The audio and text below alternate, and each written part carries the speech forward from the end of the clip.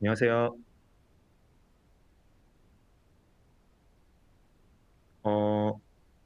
1분 정도 뒤에 시작하도록 하겠습니다.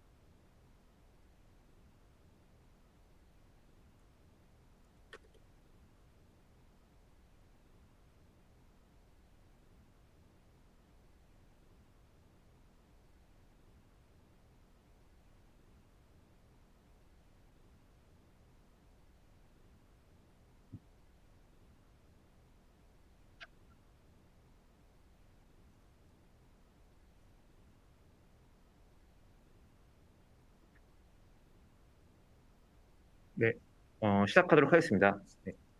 안녕하세요. 저는 S2W의 AI를 맡고 있는 정진우라고 합니다. 오늘 웨비나에서는 우리 회사에 꼭 맞는 생성형 AI 성공적으로 도입하려면 이라는 주제로 한 발표는 한 3, 40분 정도 할 것 같고요. 그다음에 한 질의응답 10분 정도로 해서 끝내도록 하겠습니다. 제가 목이 안 좋아가지고 마스크를 좀 착용하고 진행하는 좀 양해 부탁드립니다. 시작하겠습니다. 오늘 주제는 크게 두 가지인데, 첫 번째로 일단은 저희 S2W가 이제 보안 섹터로 시작을 했는데, 최근에 AI에서 어떤 걸 하고 있는지에 대해서, 아시는 분도 아시겠지만, 잘 모르시는 분도 계실 것 같아서, 이거에 대해서 간략하게 먼저 좀 설명을 드리고요. 그 다음에 파트 2, 생성형 AI를 기업에서 도입할 때 주안점이 무엇인지 본론을 들어가도록 하겠습니다. 우선 뭐 제 소개 간단히 드리면은 저는 SW에 온 지는 지금 이제 4년 차 정도 됐고요. 그래서 좀 있으면 이제 5년 되고 그 전에는 이제 삼성전자 종합기술원에서 그 머신러닝 랩에서 이제 자연어 처리랑 텍스트 마이닝 쪽을 좀 했었습니다. 또 합류해서 뭐 처음에는 이제 다크웹 분석부터 시작해서 최근에는 다크웹도 분석하지만 이제 그 기업 내 데이터를 가지고 생성형 AI를 이용해서 여러 가지 문제를 푸는 쪽에 관심이 많이 생겼고 그쪽으로도 어, 비즈니스 모델을 발굴하고 제품 개발을 하고 있습니다. 네, 그러면 이제 저희 회사에서 어떤 식으로 AI를 간략한 소개 드리고 어떤 식으로 AI를 하는지 간략하게 설명을 드리도록 하겠습니다. 우선 회사 소개 간단히 드리면은 저희는 이제 올해로 2018년에 창업을 해서 7년 차가 됐고요. 그리고 여러 가지 이제 일들이 있었는데 저희는 시작 자체는 다크웹에서 위협 정보 분석하고 그거 가지고 이제 고객들한테 고객 관련한 위협 정보가 뭐가 있는지를 정제하고 분석해서 제공하는 그런 쪽으로 사업을 시작을 했고요. 그렇긴 한데 저희가 AI 쪽으로는 그리고 NLP, 자연어 처리 쪽으로는 옛날부터 오랫동안 했었습니다. 왜냐하면 다크웹이라는 게 데이터가 굉장히 비정형이고 대량의 데이터가 있기 때문에 그것들을 사람이 일일이 손으로 분석할 수가 없고 거기서 이제 어떤 정보가 언제 올라오고 이거 적기에 분석하려면 어떻게 해야 되는지를 하려면은 이제 AI나 NLP를 빼놓고는 분석이 불가능하기 때문에 다크웹에서 위협 정보를 찾는 그런 보안 섹터로 시작을 했지만 AI는 꾸준히 개발을 했었고 그리고 여기에 나와 있지만 어, 뭐 NAACL이나 ACL이나 이런 곳에서도 저희가 이런 쪽이 이제 탑티어 국제학술 대회인데 이런 쪽에서도 저희가 정규 논문을 저희 회사 주저자로 해서 계속 꾸준히 출판을 했었습니다.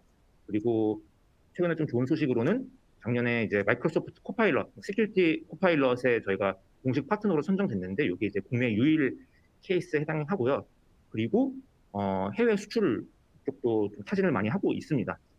그리고 저희가 그 SAIP라는 그 오늘 소개드릴 그러니까 오늘 설명드릴 그 내용들이 저희가 서비스하고 있는 이 SAIP에 대한 경험을 바탕으로 설명을 드리는 건데 이게 저희가 작년 초에 처음으로 런칭을 했었고요. 그러니까 원래부터 AI를 쭉 했었는데 이게 이제 위협 정보 분석 그리고 안보 이런 쪽에만 쓸 게 아니라 이제 산업 확장을 할 수가 있겠다. 이 다크웹이라는 게 워낙 데이터가 어렵고 지저분하고 비정형이다 보니까 이런 쪽에 처리를 하면서 저희가 노하우가 많이 쌓였고 그거 가지고 이제 기업 내부에 있는 기업이 가지고 있는 데이터에 대해서도 여러 가지 의미 있는 분석을 하는 쪽으로 저희가 확장을 한 거라고 보시면 되겠습니다. 그래서 최근에는 이제 산업 특화 AI 진출도 하고 글로벌로도 이제 나아가려고 여러 가지 노력을 하고 있습니다. 그래서 저희 하나의 장표로 설명드리면은 저희는 이제 안보랑 보안 쪽에서 원래 시작을 했고 이제 프론티어 기술들은 이쪽에서 먼저 개발을 합니다. 근데 그 근간이 이제 빅데이터 교차 분석이라는 게 있고 그걸 가지고 이쪽에서 노하우를 쌓아서 이제 산업 여러 가지 뒤에 설명드릴 뭐 제조나 금융이나 뭐 그런 쪽에 그 확장을 하는 그런 식으로 저희가 지금 기술을 도입하고 있고 이 빅데이터 교차 분석이라는 게 저희가 그 위협 분석을 하는 게 그 단순히 어떤 하나의 도메인, 하나의 채널만 분석하는 게 아니라 여러 가지 종류의 데이터, 여러 가지 채널, 여러 가지 그 기술을 바탕으로 한 데이터를 교차해서 분석을 많이 합니다. 왜냐하면은 이게 그 해커들이 그 뭔가 이제 다크웹이든 뭐 텔레그램이든 아니면 이런 데다가 이제 정보를 남길 때 깔끔하게 남기지 않거든요. 그러니까 뭔가 자기들만의 아는 용어로 쓴다거나 아주 축약해서 쓴다거나 그리고 이제 다크웹에 썼다가 텔레그램 옮겨가지고 쓴다거나 가끔 이제 뭐 소셜 미디어에다가 흔적을 남기기도 하고 그거를 뭐 러시아어로 썼다가 뭐 한국어로 썼다가 한국어는 잘 안 쓰죠. 영어로 썼다가 뭐 중국어 해커도 있을 거고 이런 식으로 언어도 굉장히 많고요. 그래서 이런 되게 여러 도메인의 여러 채널의 대규모 데이터를 저희가 수집도 되게 열심히 하지만 수집만 하면은 이게 의미가 없으니까 그걸 가지고 되게 의미 있는 분석을 많이 해야 됐었습니다. 그러다 보니까 저희가 세계 최초로 다크웹 AI라는 키워드로 다크버트라는 모델을 만들어서 이제 재작년에 ACL이라는 되게 좋은 학술 대회에 논문으로 내놨고요. 요거는 이제 오늘 설명드릴 생성의 AI와는 조금 다르긴 합니다. 다크버트는 되게 아시는 분은 아시겠지만 버트를 다크웹에 이제 튜닝한 모델이고요. 그리고 버트라는 모델은 이제 생성형 AI보다는 훨씬 크기가 작습니다. 그래서 굉장히 대규모 데이터, 빅데이터 처리에 굉장히 유리하고요. 그러니까 빅데이터라는 게 하루에 이제 뭐 수십만 개, 수백만 건의 그 데이터를 LLM에 다 넣을 수가 없거든요. 그러니까 굉장히 작은 모델. 그러니까 LLM 중에서도 작다는 것보다 훨씬 작은 모델로만 이거 처리가 가능하기 때문에 이렇게 작게 만든 결과가 다크버트라고 보시면 되겠고, 그걸 가지고 콘텐츠 이해한다거나 콘텐츠의 중요도를 평가한다라든가 이게 뉴스거리가 되냐? 그러니까 이게 단순히 해커들이 자기들끼리 잡담하는 거냐? 아니면 실제로 뭐 데이터 유출이나 해킹 관련 중요한 건들을 올린 거냐? 그런 것들을 구분을 해서 실제로 의미 있는 것과 의미 없는 걸 구분을 하는 게 있고, 그다음에 뭐 마약 같은 거는 신조 같은 거 굉장히 많이 쓰이는데 그런 맥락을 보고 이게 마약 은호구나. 그런 것들을 이제 자동으로 판별하는 그런 기술을 저희가 개발했다고 보실 수가 있고, 그걸 가지고 범죄나 안보나 이제 위협 쪽에 적용을 해서 서비스를 제공하고 있다고 보시면 될 것 같습니다. 그래서 아까 빅데이터 교차 분석 잠깐 말씀드렸는데 이게 여러 채널에 흔적을 많이 남기기 때문에 이게 한 채널만 분석하면 안 되고 굉장히 여러 채널에 대해서 좀 넘나들면서 분석을 해야 됩니다. 그러니까 다크웹에서 뭔가 구인글을 올렸다가 거기서 성사가 되면은 이제 텔레그램을 옮겨가지고 뭐 얘기를 한다거나 거기서 거래를 한다거나 그런 식으로 이제 왔다 갔다 하면서 할 수가 있고 뭐 소셜 미디어에 이런 식으로 뭐 사진에 대한 정황이 있다거나 그걸 가지고 이제 비트코인 주소를 남겨가지고 그 자금을 송금해가지고 세탁을 한다거나 이런 식으로 그 생태계가 이제 여러 채널을 넘나들면서 엮여 있기 때문에 엮어서 분석을 해야 되고 여기 있는 그 블록체인, 다크웹, 텔레그램 이런 것들이 하나하나가 다 비정형 데이터입니다. 그러니까 깔끔하게 처가라고 이제 해커가 깔끔하게 써주지 않잖아요. 그러니까 이거를 굉장히 비정형이고 AI로 분석을 하지 않으면 굉장히 분석이 어렵다. 그런 내재적인 특성이 있다고 볼 수가 있겠습니다. 그래서 저희가 옛날부터 이런 쪽을 했었고 이런 쪽을 하다 보니까 뒤에서 오늘 설명드릴 그 비정형 데이터에 대한 처리에 대해서 저희가 노하우를 굉장히 많이 갖게 되었습니다. 그래서 저희가 여러 가지 노력을 했고 국내에 있는 주요 대기업이나 최근에는 뭐 인터폴은 옛날부터 했었고요. 뭐 인도네시아 정부나 싱가포르 정부나 인도 정부 이런 쪽에도 이제 저희 플랫폼을 수출을 하고 있습니다. 그리고 최근에는 이제 현대제철이나 롯데멤버스 쪽은 이제 그 산업 AI라고 해서 그 SAIP 저희의 그 AI 특화 솔루션을 납품해서 성공적으로 이제 서비스화되는 사례고요.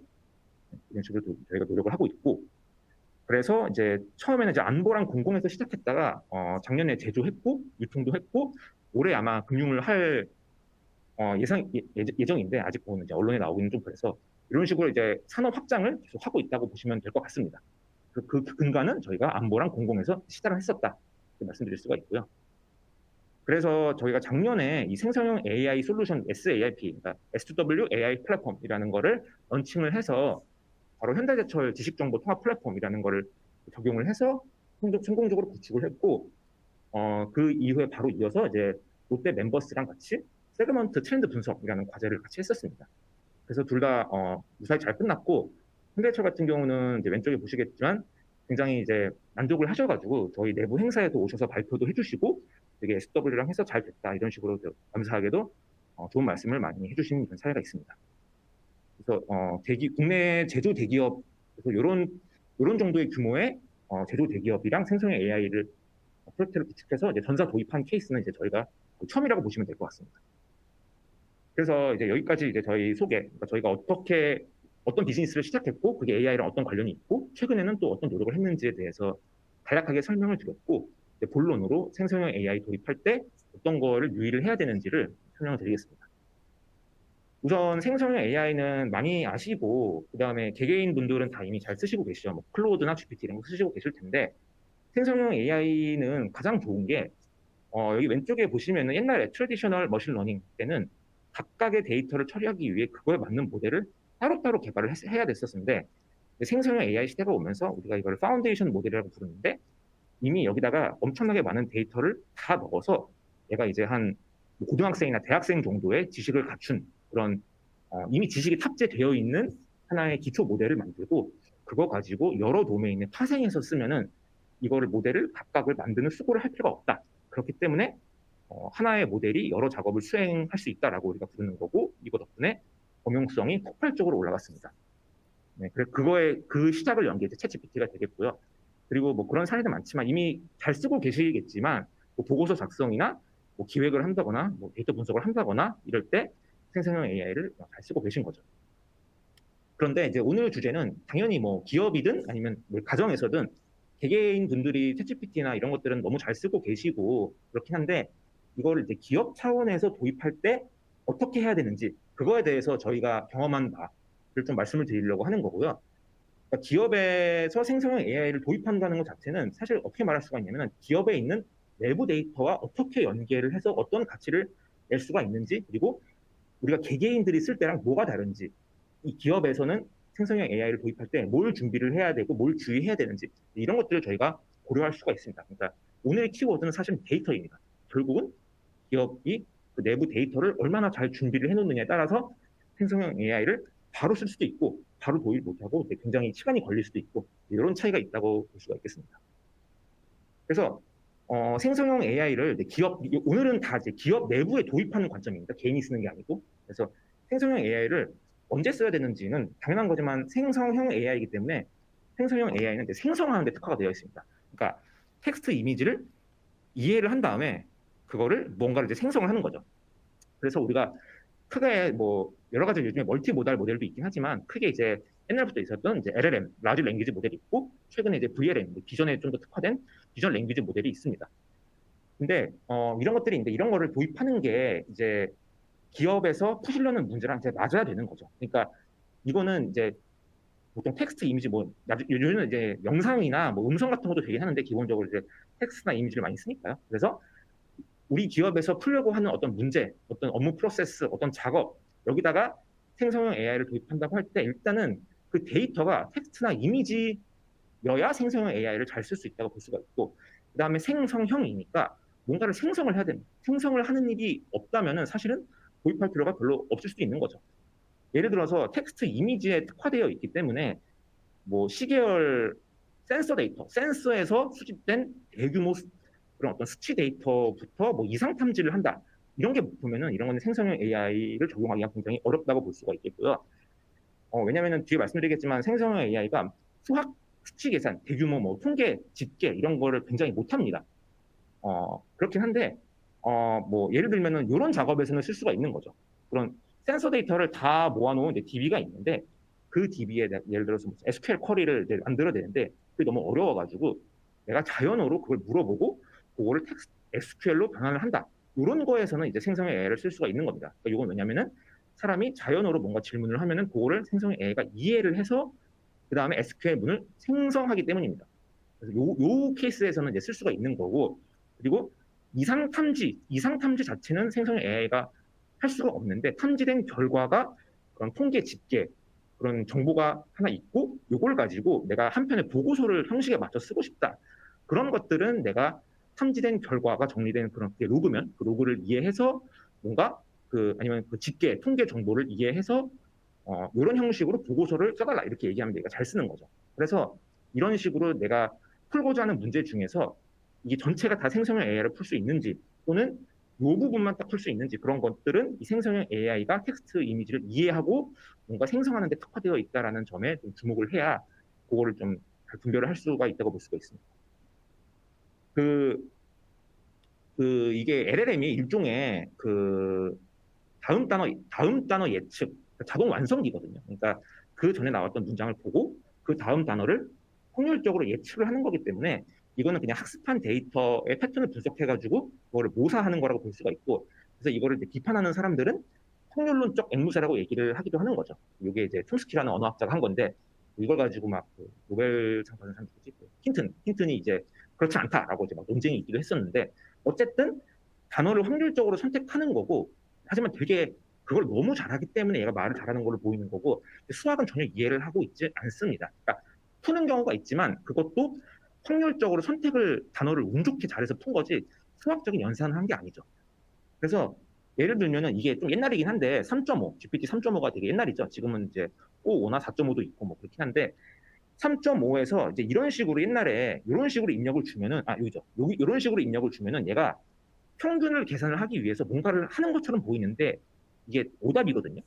왜냐면은 이게 이 수학 계산을 우리가 사람이 하듯이 계산기가 하듯이 하는 게 아니라 이 패턴을 보고 그냥 다음 단어가 뭔지 그냥 맞추는 겁니다. 단순하게. 그렇기 때문에 이게 못하는데 요즘 들어서는 내가 이 똑같은 입력을 가지고 GPT-4에 뭐 옴니에 넣어 보면은 얘가 이제 갑자기 파이썬 코드를 켭니다. 켜가지고 파이썬 코드 작성을 해요.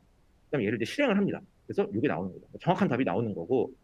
그러니까 내부적으로 이게 그 분기가 있는 거예요. 이거는 계산기를 호출을 해서 풀어야겠구나라는 거를 GPT, 오픈 AI가 그걸 코딩을 해놓은 거죠. 그거를 의도를 분류해가지고 이거는 계산기를 켜야겠다. 왜냐면 못하는 거니까. 그러니까 이렇게 켰다는 것 자체가 얘가 못한다라는 거를 반증을 하는 거고, 그거는 이제 자동 완성기, 이 확률적으로 단어를 선택하기 때문인 거죠. 그래서 이 코드 작성하는 것까지는 이제 LLM이 엄청나게 잘 하는데 실제로 이거를 계산하는 거는 파이썬 스크립트를 실행을 하는 거죠. 계산기를 그냥 돌리는 겁니다. 그래서 이 차이가 있기 때문에 그런 통계 집계 같은 거를 이제 LLM이나 생성형 AI로 하는 거는 이제 굉장히 어렵다.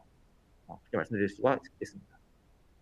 그래서 그럼 생성형 AI는 언제 써야 되냐면은 소규모의 비정형 데이터, 비정형이라는 거는 이제 주로 사람이 말로 쓴 거, 또는 이미지, 사진 찍었거나 이미지 그린 거 그런 것들을 처리할 때 얘가 생성형 AI가 잘할 수 있다라는 거고요. 그리고 이제 소규모라고 한 이유는 이 생성형 AI에 들어보신 분들도 있겠지만 이 컨텍스트 랭스라는 게 있습니다. 그래서 한 번에 넣을 수 있는 입력이 제한되어 있어요. 그래서 이게 뭐 4,000K다, 뭐 100만이다, 뭐 이런 식으로 우리가 토큰 길이라는 게 있거든요. 그래서 거기를 넘어서면 얘가 소화를 못 합니다. 애초에 들어갈 수가 없어요. 잘라서 줘야 되거든요. 그러다 보니까 보통 기업에서는 데이터가 많잖아요. 그러니까 개인이 그런 생성형 AI한테 넣어줄 데이터가 막 몇만 건, 몇십만 건이 있지는 않잖아요. 근데 이제 기업들은 그 내부에 데이터가 쌓여 있으니까 걔를 가지고 뭔가 처리를 하고 싶은데 이런 소규모 컨텍스트 랭스라는 제한이 있는 거죠. 그래서 나온 게 많이들 들어보셨은 RAG, RAG라고 하는 건데 리트리버, 검색을 한 다음에 생성을 하자는 거죠. 그러니까 예를 들면은 우리 기업 내부에 10만 개의 문서가 있어요. 근데 이거 중에서 자기가 뭐 원하는 게 있는 거예요. 뭔가 이제 찾고 싶은 게 있다라든지 내가 질문을 날렸을 때 이 10만 개 중에 답이 있는데 뭔지 찾기는 모르겠고 네가 알아서 대답해줘. 이렇게 하고 싶은데 이 10만 개를 GPT, 클로드 이런 데다가 넣을 수가 없는 거죠. 이게 뭐 한 수십 개, 수백 개 정도는 넣을 수 있는데 이제 뭐 몇만 개, 몇십만 개 이렇게 하면 못 넣는 거죠. 그러면은 당연히 진짜 필요한 문서만 골라서 줘야 됩니다. 그거를 사람이 찾기 귀찮을 뿐이지 뭔가 필요한 문서가 이 10만 개 중에 있는 거죠. 그러면 그거를 골라줘야 되고 내가 매번 골라줄 수가 없으니까 검색 엔진이라는 게 나옵니다. 그래서 이거 이제 퍼온 건데 사람이 이제 질문을 하면은 오른쪽 그림 보시면은 얘가 원래 LLM으로 바로 들어가야 되는데 바로 안 들어가고 정확히는 이제 요거죠. 여기 날리지 베이스 이게 10만 개가 있는데 이게 이제 LLM한테 바로 넣을 수가 없으니까, 요건 들어가는 것 같고, 바로 넣을 수가 없으니까 이 중에서 리트리버라는 게 있어가지고 얘가 이 질문을 이해해서 검색을 합니다. 검색을 해서 relevant document, 그 사람의 질문과 관련이 있는 소수의 것만 가져와서 질문과 더불어 그 검색된 문서를 붙여가지고 이제 LLM에 던지는 거죠. 요거는 이제 많이 아실 구조인데 어쨌든 근본 한계는 컨텍스트 랭스 때문이고, 기업이 RAG를 쓰는 이유는 기업의 데이터가 많기 때문입니다. 많지 않으면 이제 RAG를 쓸 필요가 없는 건데 당연히 기업의 내부에는 데이터가 많겠죠. 그런 식으로 하다 보니까 여기서 제가 말씀드리고 싶은 건 뭐냐면은 검색을 잘못하면 생성이 아무 의미가 없습니다. 그러니까 뭐냐면은 내가 던지는 질문과 관련이 있는 문서, 여기 요 문서를 이 문서가 질문과 관련이 없다면은 이 답변의 가치가 없는, 그냥 뭐 서울에 한국의 수도는 어디야 뭐 이런 질문은 아닐 거잖아요. 분명히 기업 내부에 있는 데이터에 대한 질문인데 그 데이터는 10만 개고 10만 개를 LLM한테 줄 수가 없으니까 검색을 해야 되고, 검색을 잘 해야 되니까 검색을 잘못하면은 답변이 안 되는 겁니다. 이거는 되게 RAG 구조상 당연한 거죠. 그래서 RAG라는 거는 그 생성형 AI가 그 기업 내부에 있는 매우 많다라는 게 이제 문제가 되는 건데, 그거를 이용하게 하는 현재까지는 되게 무난하고 현실적인 수단인 거죠. 다시 말씀드리지만 데이터가 많기 때문에 다 넣을 수가 없어서 잘 골라서 잘 검색해서 잘 리트리브해서 넣자라는 거고, 여기서 이제 파인 튜닝이라는 게 나오기도 합니다. 그러니까 LLM한테 이 많은 데이터를 다 넣는 거죠. 학습을 미리 시키는 겁니다. 배우라고. 그러니까 암기 좀 해라 이렇게 하는 건데, 이게 이제 당연히 GPU가 굉장히 높고 환각 가능성이 굉장히 높습니다. 그리고 가장 중요한 게 내가 파인 튜닝을 어제 해놨으면은 오늘 새로 생긴 데이터에 대해서는 얘가 질문을 못 하는 거죠. 왜냐면 어제까지 데이터에 대해서만 학습이 됐으니까. 그래서 검색 엔진이라는 게 있는 이유는 오늘 생성된 데이터, 최근에 생성된 데이터를 얘가 이제 그때그때 잘 골라가지고 이제 생성형 AI LLM한테 던져서 요거에 대해서 이게 답을 해라라고 시킬 필요가 있기 때문에 검색이 되는 거고, 파인 튜닝이라는 거는 이것도 필요할 때가 있긴 한데 근본적인 이제 한계가 있는 겁니다. 그리고 그래서 RAG에서 핵심은 저는 이제 R이라고 생각을 하고, 이 왜 R에서 문제가 생기는지에 대해서 여러 사례가 있거든요. 그런 것들을 오늘 설명드릴 건데, 이 G, 그러니까 옛날에는 이 제너레이션이 잘 안 됐어요. 제가 요거를 처음 LLM 나오자마자 이제 시작을 했던 게, 물론 챗GPT는 굉장히 잘 되지만 오픈 소스 LLM들은 굉장히 못했었거든요. 근데 요즘은 이제 너무너무 잘합니다. 그러니까 이게 핵심이 뭐냐면은 G는 그냥 R을 잘하면은 G는 자동으로 해결된다. 어떤 그게 자동까지는 아니지만 꽤 많이 해결되고, 왜냐면 그 G 같은 거는 이제 LLM의 기본 역량에 좌우되는데 이거는 빅테크가 너무 잘해요. 빅테크가 해서 챗GPT나 클로드처럼 상용 LLM API로 공개하기도 하고, 오픈 소스도 GPU가 좀 필요하지만 성능이 굉장히 좋습니다. 그래서 프롬프트 엔지니어링도 옛날에는 이거 진짜 엄청 많이 했었는데 요즘은 적당히 대충 해도 얘가 알아들어요.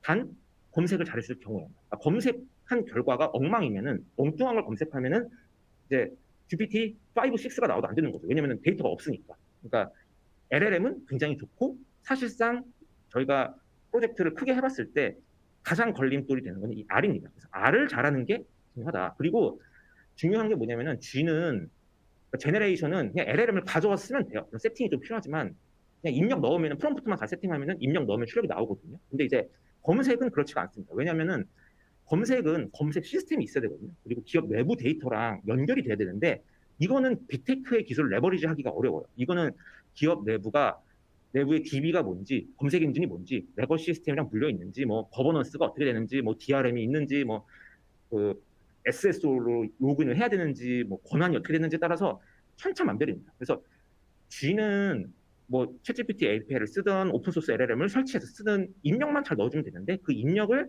가져오기 위한, 즉 검색을 잘하기 위한 게 기업 내부에서는 굉장히 기업 인프라 상황에 따라서 적용 가능성이랑 난이도가 굉장히 달라집니다.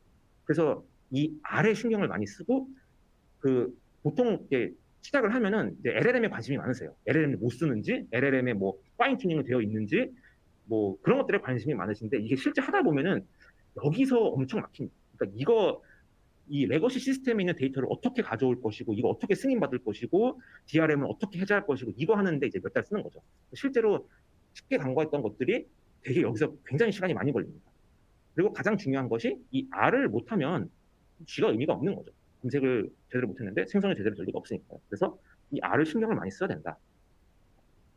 그래서 그 생성형 기업 내에서 생성형 AI 도입의 성공 여부는 저는 제 개인적으로는 G보다는, 왜냐면 G는 이미 상향 평준화가 되어 있어요. 이 R을 잘해야 된다. 그리고 그거가 얼마나 기업 내부에서 잘 준비가 되어 있는지에 대해서 이 성패 달라집니다. 그래서 잘 되어 있으면 빠졌는데 잘 되어 있으면 성공 가능성이 높고 G는 그렇게 어렵진 않다라는 거고, 이제 두 가지 측면에서 살펴볼 수가 있는데, 이게 방금 말씀드린 그러니까 여기서 이 검색 엔진이 여기 가져와야 되거든요. 가져와야 되는데 이 날리지 베이스라는 게 어떻게 생겼냐, 여기로 들어갈 수 있냐 없냐가 이제 중요합니다. 그러니까 예를 들어서 들어갔는데 DRM이 걸려있다. 그럼 이제 안 되는 거거든요. 이런 게 이제 DRM이 걸려있는지 모르는 경우가 있어요. 그래서 과제를 시작했는데 데이터가 이제 10,000개가 있는데 그중에 알고 보니까 3,000개 DRM이 걸려있던 거예요. 7,000개까지 봤을 때는 DRM이 안 걸려있어서 괜찮는데 3,000개를 보니까 DRM이 걸려있는 거예요. 그래서 나중에 알고 DRM 막 거기 어떻게 풀어야 되나 이런 걸 가지고 이제 시간이 걸리는 거죠. 그러니까 이런 것들을 미리 파악하는 게 중요하고, 이 데이터가 얼마나 실시간으로 적재가 많이 되는지, 버전 관리가 되고 있는지, 버전 관리를 해야 되는지 안 해야 되는지, 그리고 민감 정보가 또 들어가 있는지 안 들어가 있는지, 인증은 뭐 개인 정보가 여기에 있는지 없는지, 이게 있는지 없는지, 그러니까 있는 것보다 있는지 없는지 모르는 게 더 어렵습니다. 왜냐면 모르기 때문에 할 수가 없거든요. 불안해서. 그러니까 이런 것들을 파악을 해야 되는 거죠. 그리고 뭐 망분리가 되어 있는지, 방화벽은 뚫어야 되는지, 이런 것들이 대기업일수록, 이제 작은 기업은 이런 게 별로 없는데 대기업일수록 이런 게 되게 많이 있는 거죠. 이런 것들이 이제 데이터 접근, 연동, 운영 관점에서, 그러니까 여기에 이 RAG 엔진이 일로 들어가야 되는데 들어갈 수가 없는 거예요. 그게 문제고, 들어갔어요. 들어간 다음에는 데이터를 가져와야 됩니다. 근데 가져오려다 보니까 데이터가 이제 이런 것들이 있는 거예요. 사진이었다. 그러니까 이게 그 텍스트인 줄 알았는데 알고 보니까 사진이었던 거예요. 그리고 뭐 예를 들면은 PPT가 있는데 PPT가 굉장히 생각했던 거랑 다르게 생겼다거나, 뭐 PDF가 없는 줄 알았는데 PDF가 있다거나, 그런 것들에 대해서도 이게 데이터 현황이 어떻게 되느냐에 따라서 이제 난이도가 완전 달라지거든요. 그리고 어떤 카테고리에 어떤 유형의 데이터가 이제 또 얼마나 있는가, 이런 것들도 봐야 되는데, 사실은 이 첫 번째 이 데이터 접근, 연동, 운영 쪽은 저희 같은 업체가 어떻게 할 수가 없습니다. 이거는 이제 내부의 협조가 굉장히 필요한 거고요. 이것도 이제 대화를 통해서 저희가 컨설팅 통해 가지고 이런 것들이 되게 중요하다는 거를 미리 파악을 하게끔 저희가 이제 미리 안내를 해드리죠. 어쨌든 이건 근본적으로는 저희가 풀 수가 없는 거고, 저희가 푸는 거는 이쪽이죠. 데이터 정형화. 그러니까 이 데이터 정형화를 잘 해야 된다는 게 이제 오늘 메시지 중에 핵심 중에 하나인데, 이거에 대해서 조금 예시를 드릴게요. 그러니까 이런 것들이 제가 좀 약간 그 모자이크를 해놨는데, 실제로 고객사 데이터 있는 것도 있고 가져온 것도 있는데, 그러니까 이런 식으로 데이터가 어떻게 되어 있는지에 대해서 좀 파악을 해야 되는 거예요. 파악을 하려면은 예를 들어서 그쪽에 AI 부서다 그러면 그 AI 부서가 이 레거시면 레거시, 어디 뭐 DB면 DB 이런 데 뭐가 있는지에 대해서 잘 모르는 경우가 있거든요. 그럼 거기를 감당하고 있는 현업이랑 굉장히 얘기를 많이 해야 되는 겁니다.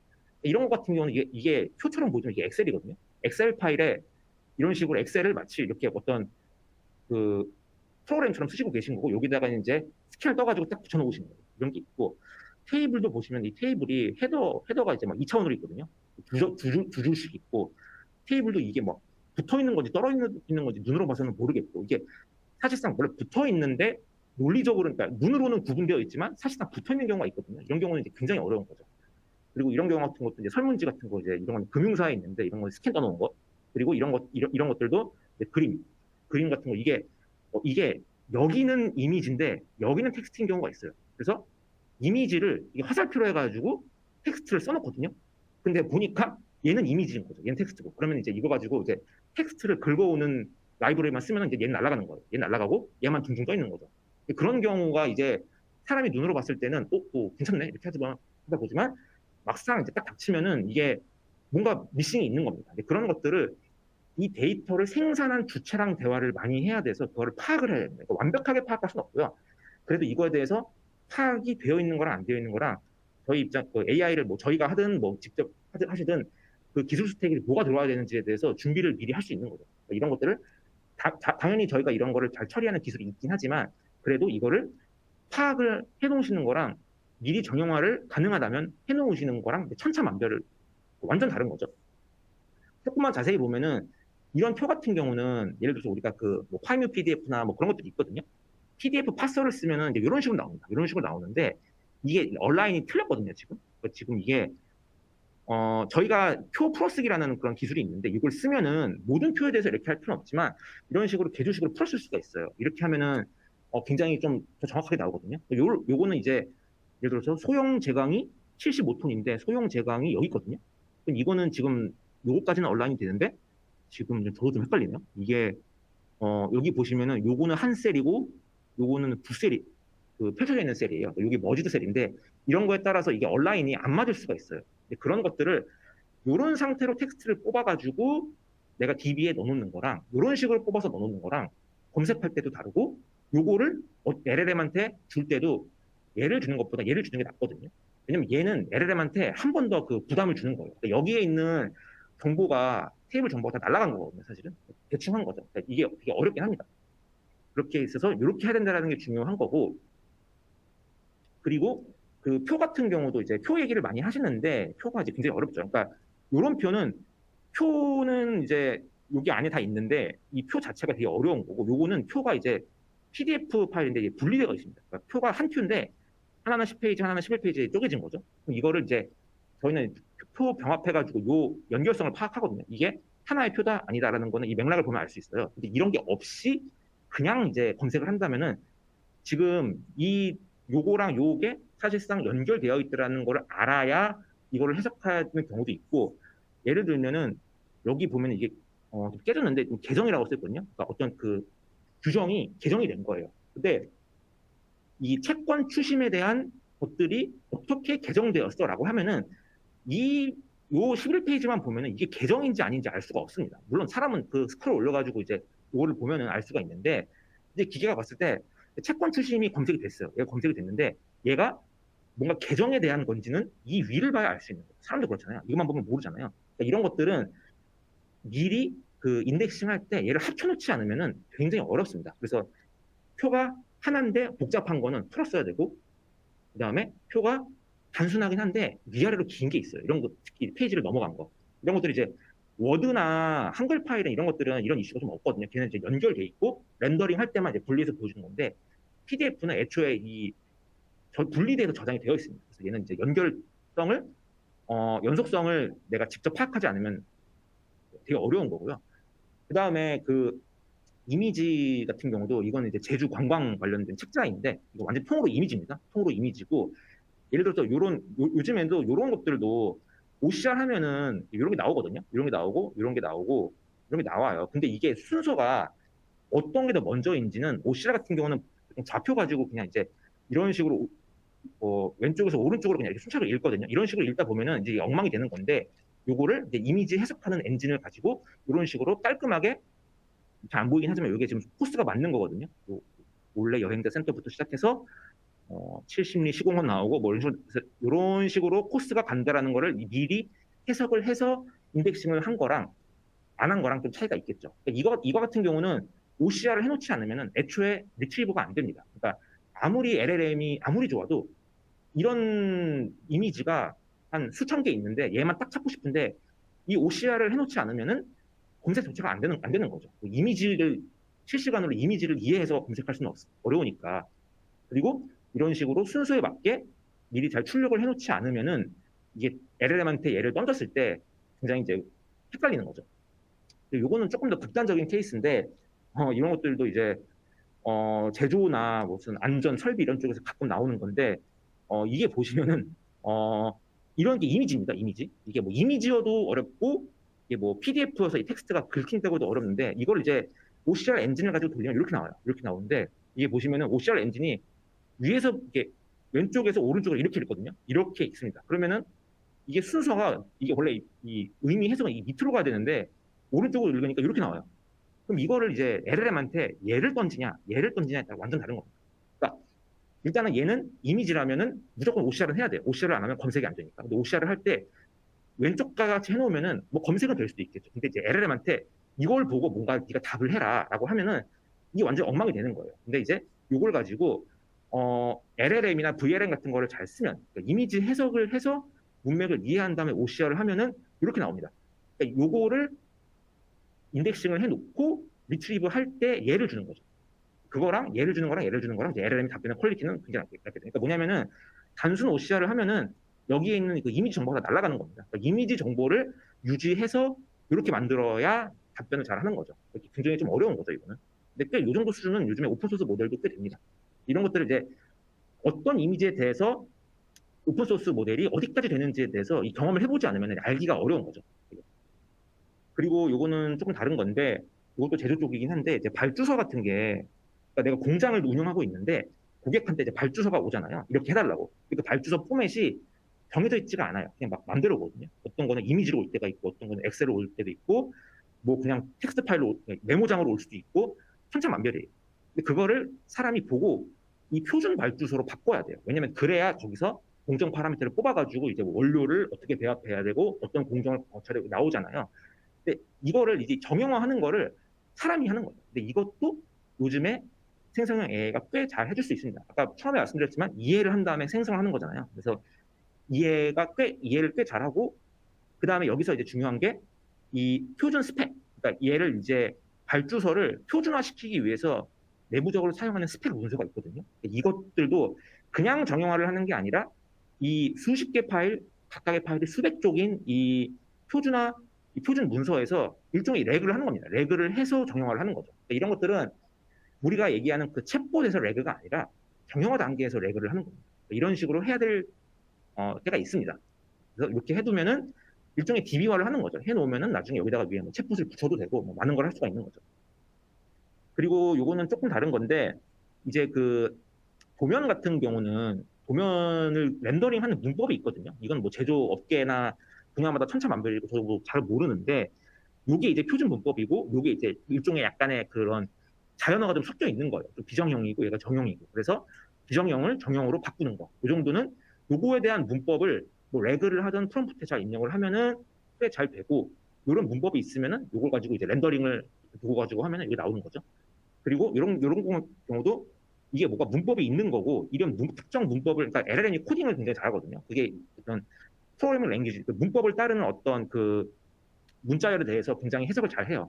그래서 이걸 가지고 뭔가 개선하고 보강해야 될 것이 무엇인지 이런 것들도 아까 말씀드린 뭐 이런 표준 문서 같은 걸 여기에다가 뭔가 잘 넣어가지고 이런 식으로 하라고 하면 이런 식으로 나오는 거죠. 이런 정도는 요즘에 생성 AI가 꽤 잘할 여지가 있다.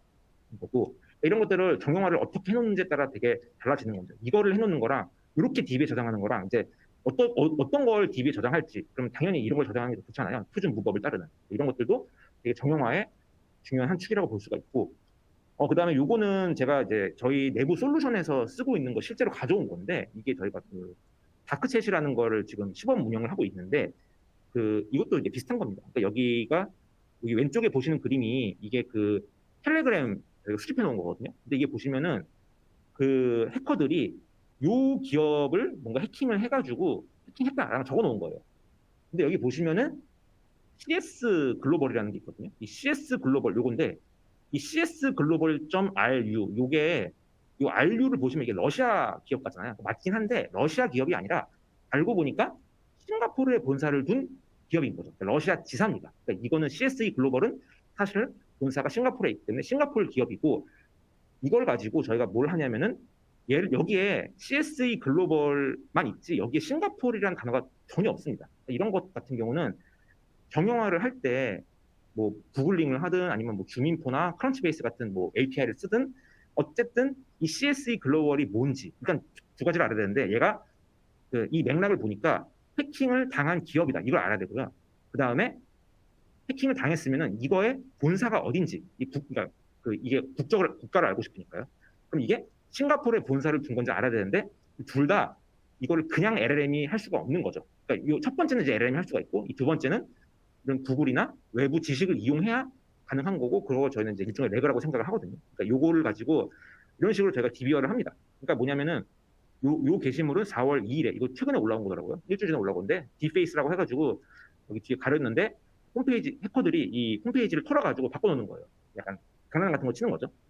그리고 이거 타겟 기관이 CSE 글로벌, 그러니까 타겟이냐 아니냐도 여기에 이제 홈페이지 주소가 언급이 되어 있다고 해서 항상 타겟이 아니거든요. 이 맥락을 봐야 됩니다.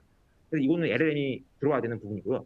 그래서 CSE 글로벌이 피해를 입었다라는 사실과 얘가 CSE 글로벌이 싱가포르랑 관계가 있다라는 거를 미리 알아서 DB화를 해놓지 않으면은 저희 이 다크챗이라는 이 챗봇이거든요. 얘가 레그를 할 때 알 수가 없는 거예요. 여기 보시면 잘 안 보이는데 어, 싱가포르 기업이 있냐고 물어본 거거든요. 근데 이 싱가포르라는 거는 미리 이런 식의 외부 지식을 가져오지 않으면 알 수가 없습니다. 이 CSE 글로벌이라는 거를 얘가 싱가포르라는 거를 검색 엔진도 모르고요. LLM은 좀 알 수도 있을 것 같은데 이게 유명한 기업이니까 이제 이게 좀 유명하지 않은 기업이면 잘 모르는 거죠. 이런 식으로 이 미리 정형화를 해놓지 않으면 그러니까 싱가포르라는 국가 정보를 미리 파악해서 정형화를 해놓지 않으면은 검색 시간에 이를 알기가 이제 매우 어려운 겁니다. 그러니까 아무리 LLM이 좋아도 이게 이런 식으로 정형화를 해놓지 않으면은 검색에서 막히는 거죠. 그래서 제가 R이 중요하다고 한 게 이 R을 잘하기 위해서는 정형화를 잘 해놔야 된다. 그게 이제 되게 중요하다고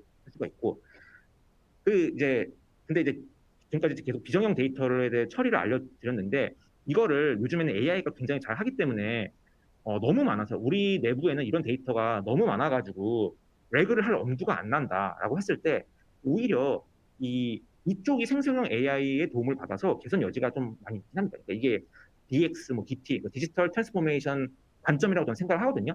그러니까 기왕이면은 이런 데이터보다는 이렇게 저장을 하면 되게 좋잖아요. 그러니까 SQL DB에다가 딱딱 칼럼 나눠가지고 이게 항상 되는 건 아니겠지만 가능하다면은 분산되어 있는 정보를 이런 식으로 싹 모아놓으면은 나중에 여기다가 뭐 챗봇을 붙이기도 굉장히 좋고 이거를 저는 이제 AI 친화적으로 만드는 과정이라고 생각을 합니다. 그러니까 RAG에서 R을 되게 잘하기 위한 거죠.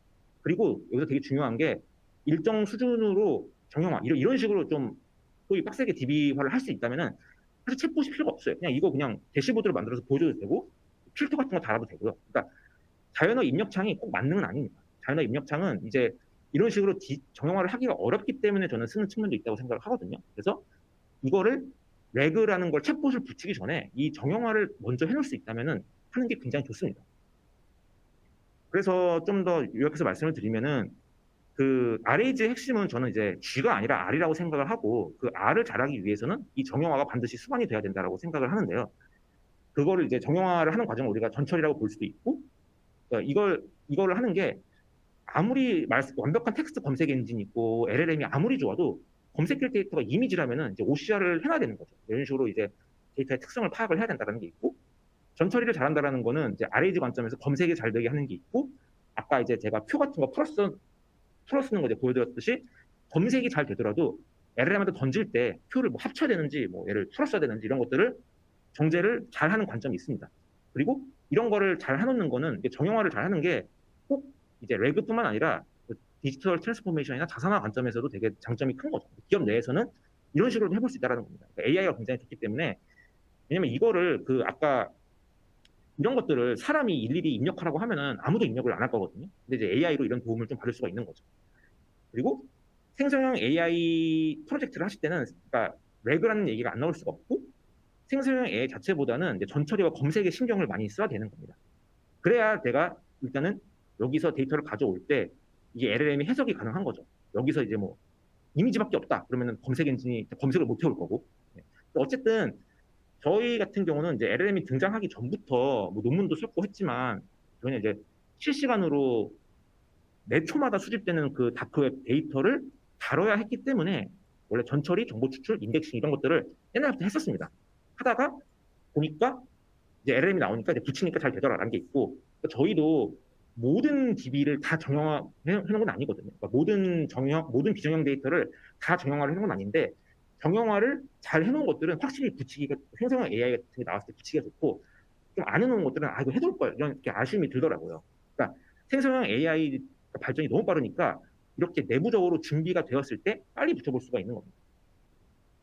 그래서 그 조금 관점을 바꿔서 얘기를 해보면 이게 그 정형화가 당연히 되어 있으면 너무 좋은데 정형화가 되기가 어렵잖아요. 그러면 이제 정형화가 그럼에도 불구하고 이제 잘 되어 있는 소수의 데이터가 있을 거예요. 소수의 데이터에 생성형 AI를 빨리 붙여가지고 서비스를 해볼 것이냐 또는 정형화가 너무 안 되어 있으니까 정형화부터 시작을 하자. 그러니까 정형화를 하는데 생성형 AI를 쓸 것인가 이게 두 개가 좀 다릅니다.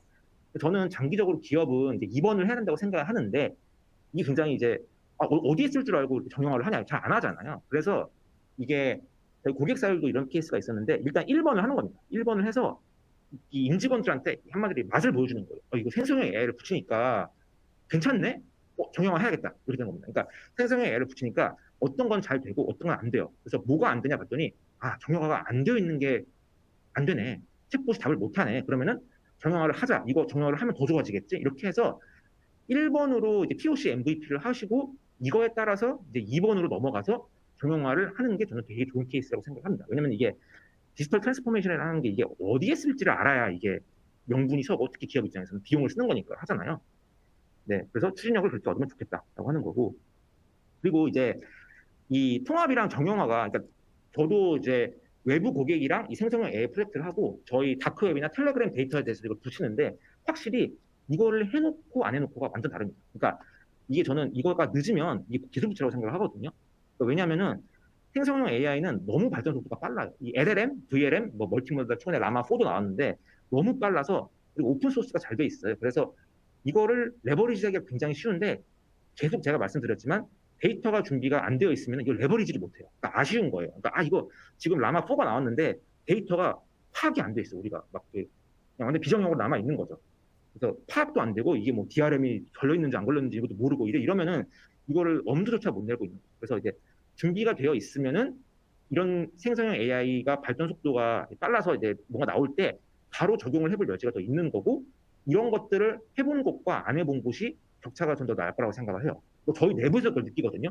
그거를 안 해놓은 DB는 되게 당장 적용을 못하고 있고, 그거를 해놓은 DB는 적용이 빨라요. 그래서 저희 내부에서 그렇게 느끼고 고객사랑 했을 때 그렇게 느끼고 하다 보니까, 그리고 이렇게 빨리 시도를 해봐야 시행착오를 더 빨리 겪을 수 있다는 당연한 장점도 있는 거죠.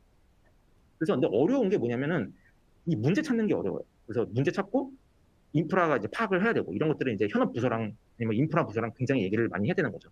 그래서 저는 이제 많이 이거는 저뿐만 아니라 다른 전문가들도 똑같이 얘기하는 건데 작게 시작하면 좋겠다라고 하는 거예요.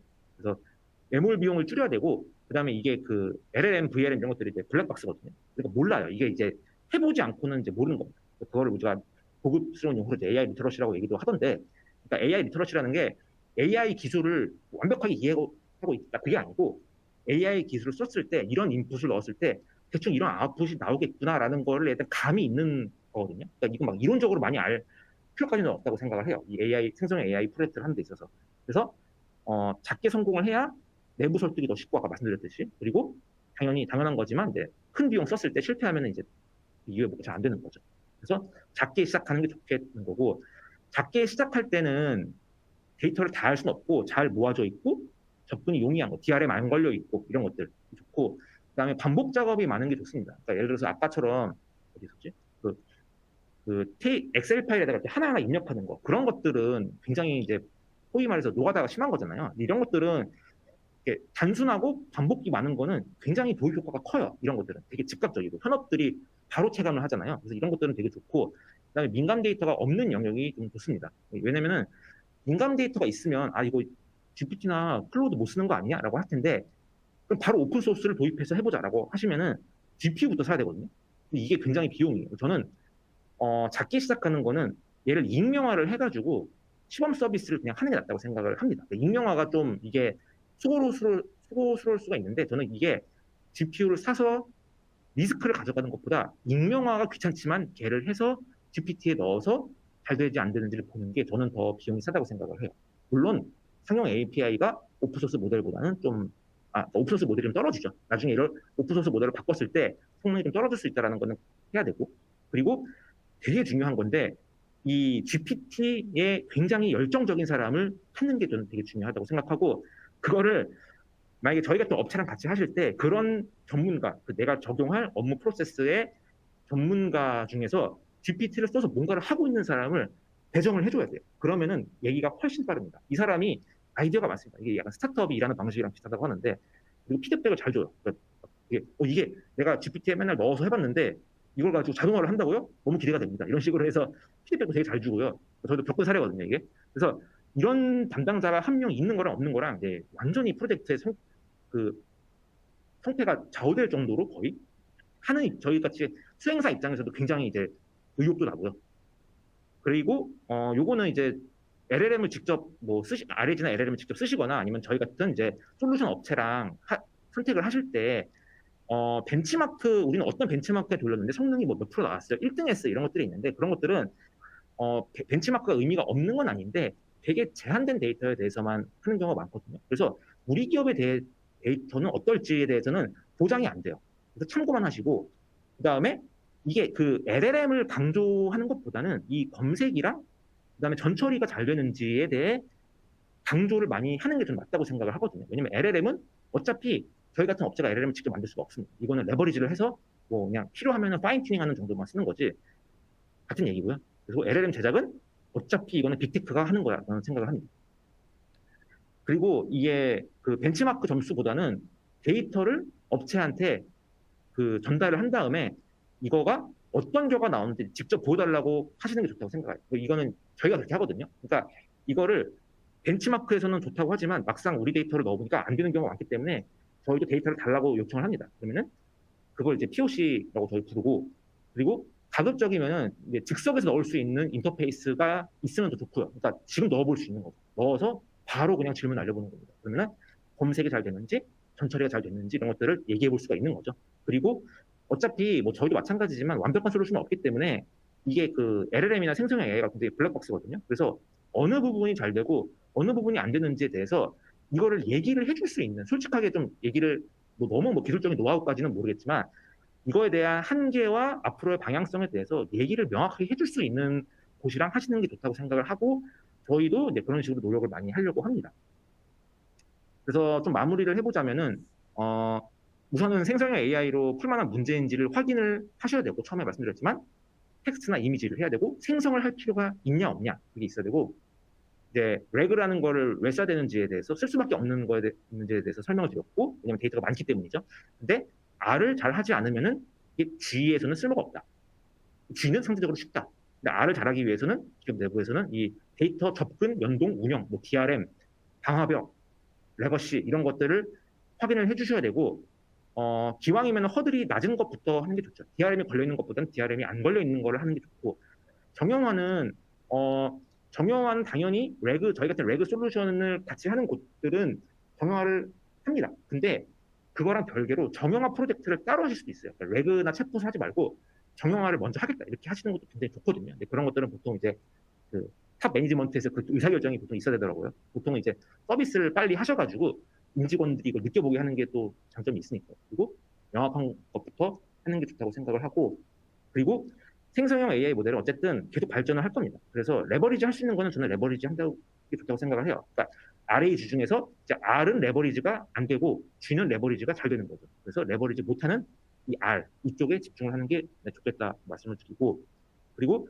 비정형 데이터를 뭐 요즘 AI가 많이 처리를 즉석에서 잘 한다고 하지만 정형 데이터가 훨씬 할 수 있는 게 많습니다. 그러니까 집계, 통계 이런 거는 비정형은 안 되거든요. 그러니까 그 컬럼을 나눠가지고 거기에 정리를 해놔야 나중에 그 평균 값도 알 수가 있고, 왜냐면 LLM이 평균 값을 모르거든요. 말씀드렸지만 정형화 해놓는 거를 이을 수는 없습니다. 그리고 이런 것들을 이제 데이터 레이크를 어떻게 만들고 비정형 데이터를 어떻게 할 것인지 이런 것들은 이제 뭔가 작게 시작을 해서 직접 그 겪어보지 않으면은 이게 좀 어렵습니다. 그래서 해보니까 이거 정형화를 해야겠네 하면은 나중에 뭐 라마 5가 나왔을 때 더 잘 쓸 수 있는 거죠. 지금 뭐 4까지 나왔고. 네. 그래서 이런 식으로 정리를 해볼 수가 있겠습니다. 네, 제가 좀 말이 빨랐는데 혹시 질문이 있으시면은 해주시고요. 벌써 1시간이 거의 다 됐네요. 우선 제가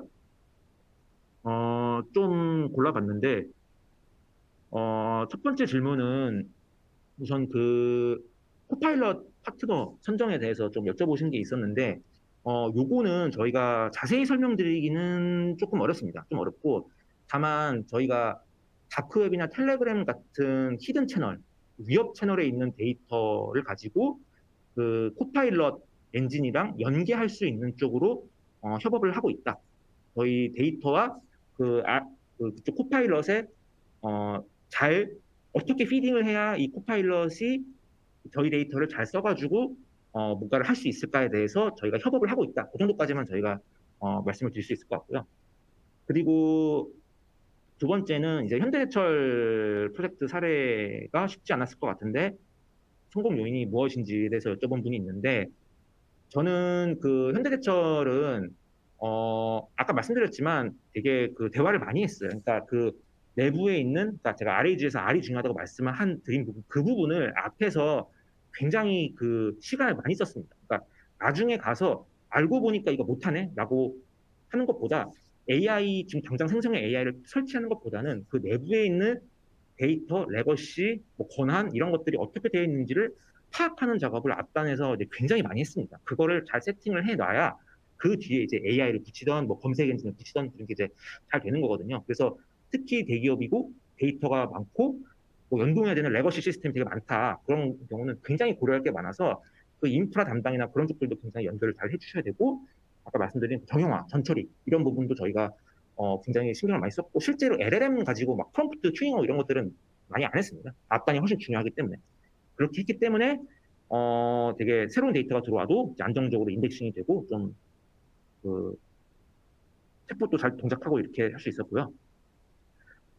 그리고 하나만 더 고르면은 그 AI 에이전트 시대에 기업이 신경 써야 될 것에 대해서 질문 주신 분이 있었는데 그러니까 그 뭐 MCP는 이런 게 이제 많이 나오고 있는데 저 AI 에이전트도 마찬가지라고 생각을 해요. 그러니까 AI 에이전트라는 게 그 툴이나 리소스가 나열되어 있고 에이전트가 직접 판단을 해가지고 어떤 툴, 어떤 리소스를 쓰면 되는지 사람이 하나하나 안 정해줘도 이 밥상에 깔려 있는 것 중에 자기가 골라가지고 문제를 알아서 푸는 거거든요. 근데 그거 할 때도 결국은 저는 그런 것들이 정형화가 잘 되어 있는 곳이랑 안 되어 있는 곳이랑 차이가 날 거라고 생각을 해요. 그러니까 MCP, 그러니까 에이전트라는 것도 그 결국은 우리가 가진 데이터를 LLM이 어떻게 편하게 사용하게 해줄 것인가 그 프로토콜을 정의하는 거거든요.